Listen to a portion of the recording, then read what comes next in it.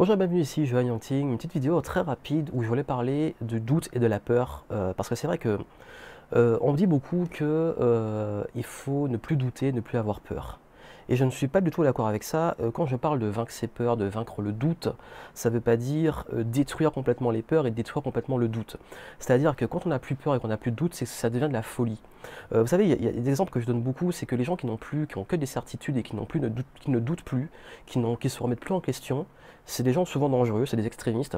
Par exemple, ça peut être le terroriste qui est tellement sûr de ses croyances qu'il est prêt à tuer pour les autres, pour imposer ses croyances parce qu'il ne doute absolument plus.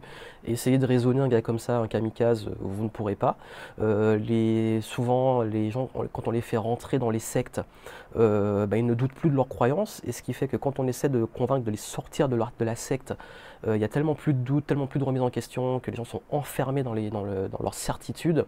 Il y a également, si vous imaginez, les scientifiques qui ne doutent plus, qui vous sortent un médicament comme ça et vous disent c'est sûr, ça marche bien, il n'y a pas d'effet secondaire, on voit parfois ça, et alors que le médicament est en train de tuer une partie de la population et il doute tellement pas qu'il dit non, c'est pas notre faute, c'est votre faute, etc. Vous imaginez les dangers d'un monde sans doute, sans peur. Comme je dis souvent, la peur, ça vous maintient en vie. Le doute, ça vous maintient aussi, ça vous permet d'évoluer, de progresser. Quand on doute, c'est qu'on progresse. Quand on doute plus, c'est qu'on est figé dans ses certitudes et qu'on n'est plus ouvert, qu'on est complètement fermé. Et ce que je veux dire par rapport à ça, c'est que si vous doutez, si vous avez peur, c'est une bonne chose, c'est un allié. La seule chose, ça devient une mauvaise chose quand ça vous bloque, ça vous paralyse.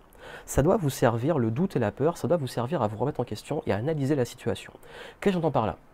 C'est-à-dire que le doute et la peur, c'est quand on est face à des problèmes, quand on est face à des nouvelles problématiques, du changement. Par exemple, ça peut être face à un changement, quand on doute d'est-ce que c'est la bonne décision ou pas, ben c'est le moment d'observer les perspectives, de faire une mise au point, de se poser à une table, de faire un bilan, d'analyser les choses, d'être plus rationnel dans l'analyse et d'éviter, parce qu'en fait, le doute et la peur, c'est souvent émotionnel, c'est des leviers de survie quelque part. Alors que si en plus de l'émotionnel, on apporte la partie un peu plus rationnelle, qu'on pose les choses, ça aide à avancer. Et c'est important de vous remettre en question face à vos décisions. Quand vous vous posez des questions face à vos décisions, quand vous avez peur de prendre des risques, c'est une bonne chose.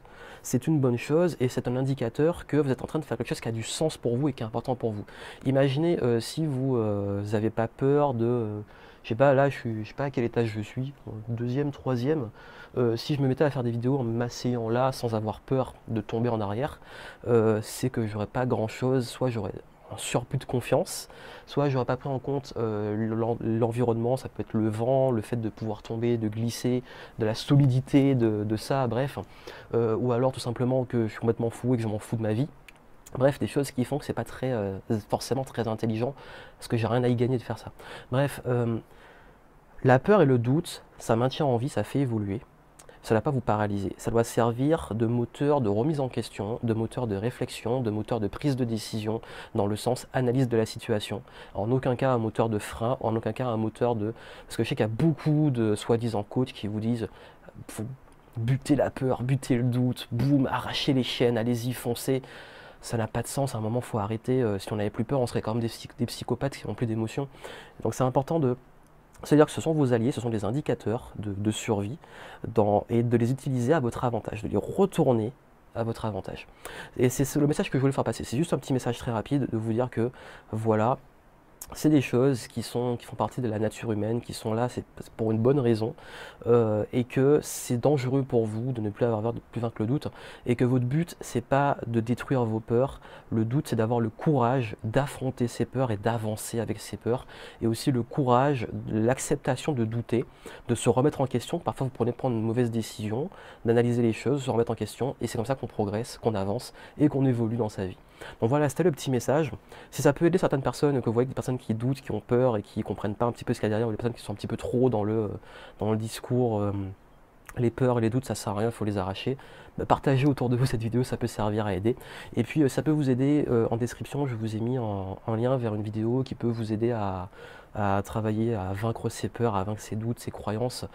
Comme je dis, les vaincre, mais pas les détruire. C'est-à-dire, c'est un petit peu comme les stratégies, au lieu de détruire l'adversaire, on le garde et on utilise sa force à son avantage. C'est un peu comme l'aïkido. L'aïkido, c'est un art martial qui, au lieu de détruire l'autre ou d'utiliser la force contre la force, d'utiliser la force de l'autre et de la retourner contre lui. Donc utilisez la force de vos peurs et de vos doutes à votre avantage. C'est un petit peu l'idée que je veux faire passer. Donc voilà, donc en description vous avez un lien pour vous aider à aller plus loin. Et puis moi je vous souhaite de progresser, beaucoup de progression et de réussite dans vos projets. À très bientôt.